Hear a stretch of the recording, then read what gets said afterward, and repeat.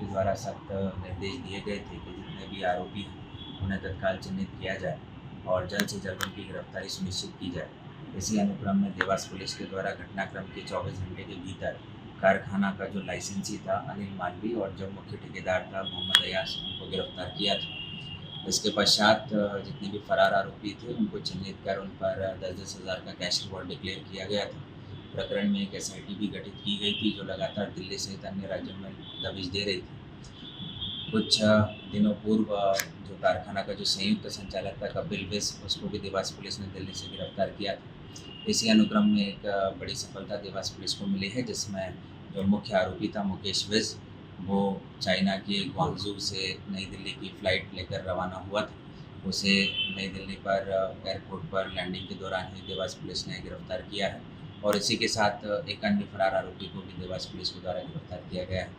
6 दिनों के भीतर जिला पुलिस के द्वारा 5 आरोपी, जिसमें मुख्य आरोपी भी शामिल है, उन्हें गिरफ्तार किया जा चुका है। समस्त साक्ष्यों का काफ़ी वैज्ञानिक ढंग से पुलिस संकलन कर रही है और विवेचना में पेशेवर ढंग से आगे बढ़। सर, कितनी टीम लगी थी, कितनी कड़ी मशक्कत करना पड़ी पुलिस को दिल्ली और अन्य राज्यों में जाने के लिए? देखिए, जैसा विदित है कि सभी फरार आरोपियों पर कैश रिवॉर्ड डिक्लेयर करने के उपरांत 13 सदस्यीय टीम SIT की गठित की गई थी, जिसमें एक विशेष तौर पर गिरफ्तारी दल का गठन किया गया था, जिसमें हमारी 2 पृथक टीमें दिल्ली सहित आसपास के राज्यों में दबिश दे रही थी।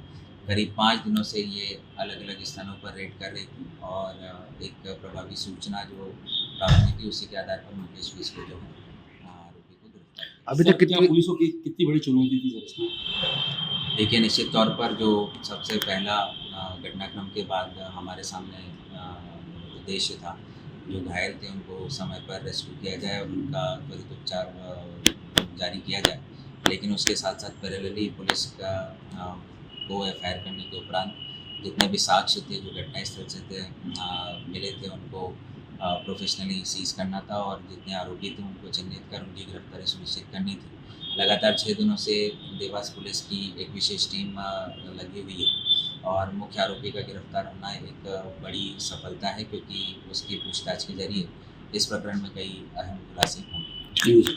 आपके राज्य की खबरें, आपके शहर की खबरें सबसे पहले जानने के लिए देखते रहें अमर उजाला। चैनल को सब्सक्राइब जरूर कर लें और पाएं हर अपडेट।